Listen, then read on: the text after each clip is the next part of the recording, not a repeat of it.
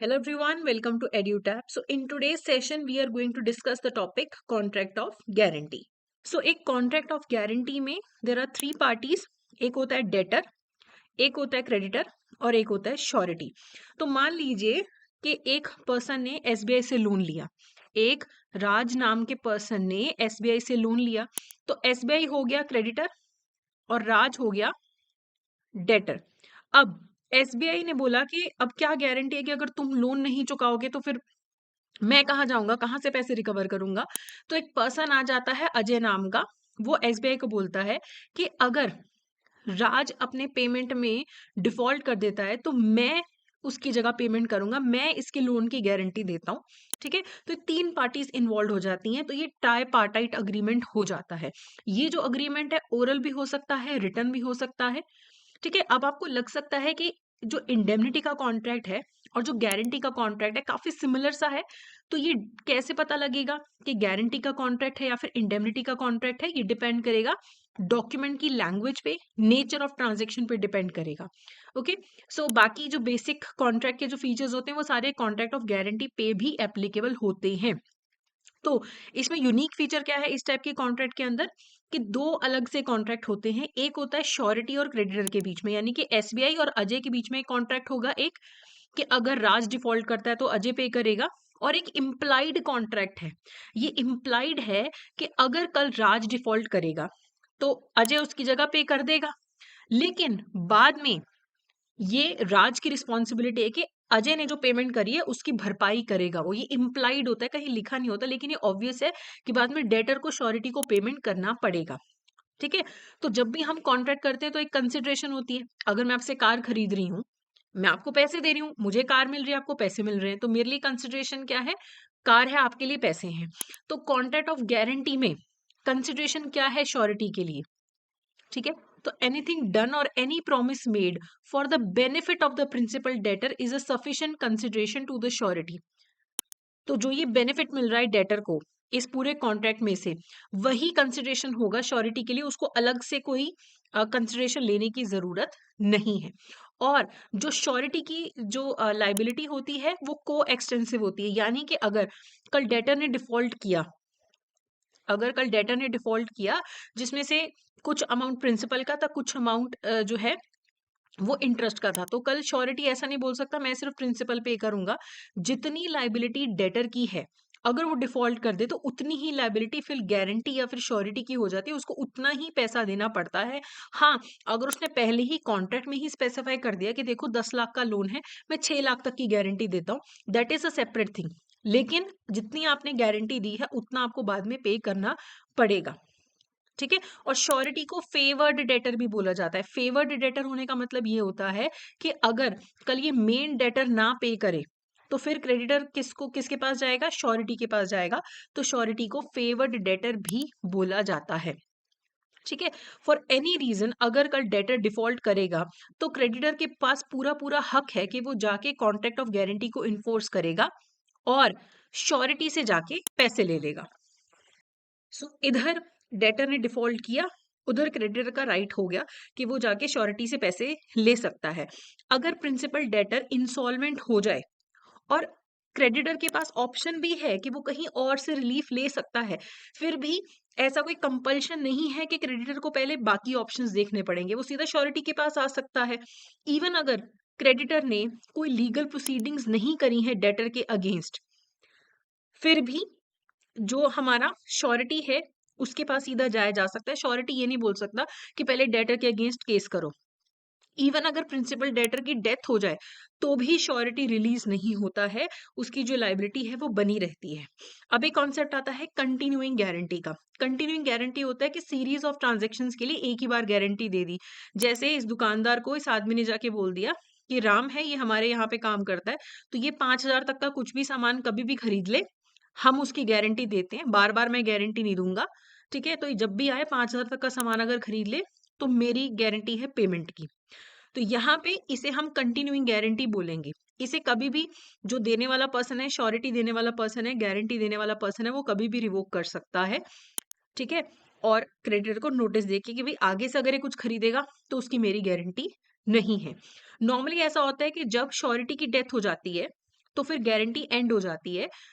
लेकिन हम अलग अलग टर्म्स एंड कंडीशंस कॉन्ट्रैक्ट में रख सकते हैं, पार्टीज के इंटेंशन के हिसाब से चीजें डिसाइड हो सकती हैं।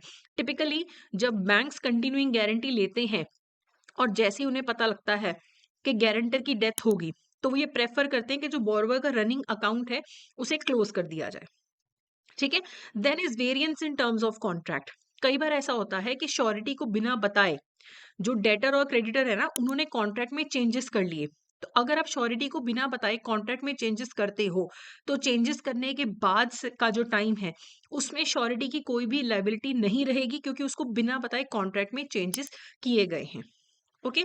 Then there is discharge of principal debtor. अगर आप डेटर को रिलीज कर देते हो, क्रेडिटर जो है अगर डेटर का लोन माफ कर देता है, तो श्योरिटी भी रिलीज हो जाता है। अगर क्रेडिटर ने 50% लोन माफ कर दिया, तो श्योरिटी की भी 50% लायबिलिटी जो है वो खत्म हो जाती है, तो उसको भी डिस्चार्ज मिल जाता है। ठीक है। लेकिन अगर जस्ट बिकॉज जो क्रेडिटर है वो डेटर पे केस नहीं कर रहा, उसे सू नहीं कर रहा, इसका मतलब ये नहीं होता कि श्योरिटी डिस्चार्ज हो गया। वो उसकी मर्जी है कि वो लीगल एक्शन लेना चाहता है या सीधा श्योरिटी के पास आना चाहता है। जस्ट बिकॉज सू नहीं किया क्रेडिटर ने डेटर को, इसका मतलब ये नहीं कि श्योरिटी की जो लायबिलिटी है वो खत्म हो चुकी है। ओके। देन कई बार लोन में ऐसा होता है कि हो सकता है डेटर ने लोन लेते हुए क्रेडिटर को कोई सिक्योरिटी भी प्रोवाइड की हो, गारंटी के अलावा कोई चीज भी गिरवी रखी हुई हो, तो उस जो गिरवी रखी हुई चीज का बेनिफिट है वो श्योरिटी को भी मिलना चाहिए।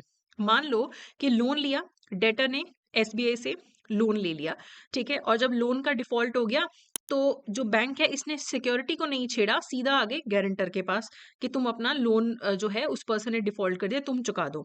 तो इस केस में जो हमारा गारंटर है वो इस सिक्योरिटी का जो गिरवी रखी हुई चीज है इसका बेनिफिट ले सकता है, चाहे उसे कॉन्ट्रैक्ट करने के टाइम पे पता था नहीं पता था कि कोई चीज भी साथ में गिरवी रखी जा रही है।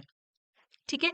अगर आप कभी भी किसी पर्सन से गारंटी लेते हो कोई मिस रिप्रेजेंटेशन करके, any guarantee obtained by means of miss representation made by the creditor is invalid. अगर क्रेडिटर ने कोई मिस रिप्रेजेंटेशन करी है तो भी जो कॉन्ट्रैक्ट है वो इनवैलिड हो जाता है। इवन अगर आप शांत भी रहते हैं, कोई इंपॉर्टेंट इंफॉर्मेशन के बारे में आप शांत रहते हो, बताते नहीं हो, तो भी उसे मिस रिप्रेजेंटेशन माना जाता है, तब भी जो कॉन्ट्रैक्ट है वो इनवैलिड हो जाता है। ठीक है। फिर बात करते हैं सबरोगेशन की। इसमें क्या है, surety can claim his dues from the principal debtor. एक बार अगर श्योरिटी ने क्रेडिटर को पैसा दे दिया, अब वो बोलेगा कि भाई, डेटर को बोलेगा कि तेरी जगह मैंने लोन तो भी चुका दिया, लेकिन अब तू मेरे पे लायबल है, तू मुझे अब पैसा देगा जो मैंने तेरी जगह लोन का चुकाया है। ठीक है। फिर ये एक इम्प्लाइड प्रॉमिस है in the contract of guarantee, an implied promise by the principal debtor to indemnify the surety. ठीक है। The surety is entitle to recover from the debtor whatever sum he has rightfully paid. जो rightfully pay किया, अब मान लो कि यहाँ पे creditor ने डेटर को चावल बेचे और डेटर ने बोला कि मैं बाद में पैसे दे दूंगा, और इस श्योरिटी ने गारंटी दे दी। अब पैसे देने थे 3,000, लेकिन श्योरिटी ने गलती से 5,000 दे दिए। अब वो बाद में डेटर के पास जाता है कि मैंने 5,000 पे कर दिया, तू मुझे 5,000 पे कर देना जब तेरे पास आएंगे। तो यहाँ पे डेटर बोलेगा कि पेमेंट 3,000 की करनी थी, मैं तुझे 3,000 देने के लिए लायबल हूँ, तूने गलती से 5,000 दे दिए, उसमें मेरी रिस्पॉन्सिबिलिटी नहीं है। ओके। उसके बाद बात करते हैं कोश्योरिटीज की। कई बार एक ही गारंटी के लिए, एक ही लोन के लिए मल्टीपल लोग गारंटी देते हैं, मल्टीपल श्योरिटीज होते हैं जिन्हें हम कोश्योरिटीज बोलते हैं। मान लो 3,000 का लोन है, तो 3 गारंटर्स हैं, एक हजार के, हमारे पास 3 गारंटर्स हैं, तो 2 या 2 से ज्यादा कोश्योरिटीज हो सकते हैं। वो ज्वाइंटली भी लायबल हो सकते हैं कि हम मिलके 3,000 देंगे, या ऐसे भी हो सकता है कि हम एक हजार की हम लाइबिलिटी अपने सिर पे लेते हैं। वो सारे मिलके एक कॉन्ट्रैक्ट भी कर सकते हैं, अलग अलग कॉन्ट्रैक्ट भी कर सकते हैं अपने अपने गारंटी अमाउंट के लिए। और बैंक को कोशिश करनी है जितना हो सके उनसे इक्वली अमाउंट लेना है। तो मान लो अगर 1,500 का डिफॉल्ट होता है, तो 3 श्योरिटीज है, तो सबसे 500-500 रुपए लेने की कोशिश करनी है, जितना हो सके उनसे इक्वल पैसा लेने की कोशिश करनी है जो हमारे गारंटर्स होते हैं। ठीक है। जब कोश्योरिटीज होते हैं, अगर बैंक एक को डिस्चार्ज कर देता है तो वो बाकी के डिस्चार्ज नहीं होते हैं।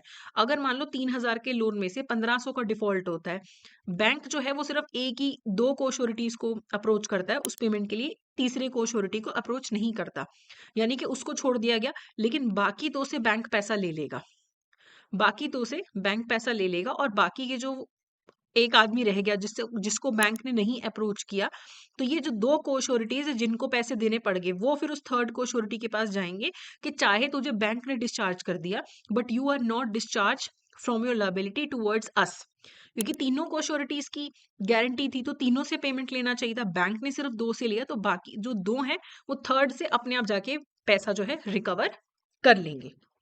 ठीक है, चलिए अब इसके रिगार्डिंग एमसीक्यू कर लेते हैं। Which of the following statements are correct regarding the liability of the surety? The liability of the surety is coextensive with that of the principal debtor unless otherwise provided by the contract. तो ये बिल्कुल सही है, surety की जो liability होती है वो को एक्सटेंसिव होती है, जितनी डेटर की लाइबिलिटी उतनी क्रेडिटर की liability. The surety can claim from the debtor the entire sum he has paid to the original creditor once he has paid the debt। ये भी बिल्कुल सही है, एक बार श्योरिटी पेमेंट कर देगा तो फिर वो डेटर से वो बाद में पैसा रिकवर कर सकता है। नेक्स्ट है the sureties liability does not include the interest that the debtor ओज टू द क्रेडिटर। कि श्योरिटी की लाइबिलिटी में सिर्फ प्रिंसिपल अमाउंट आता है, इंटरेस्ट नहीं आता, तो ये स्टेटमेंट हमारा गलत हो जाता है। ठीक है, तो यहाँ पे करेक्ट ऑप्शन क्या हुआ? A, 1 and 2। तो ये था हमारा आज का सेशन। तो that's it for today, thank you so much.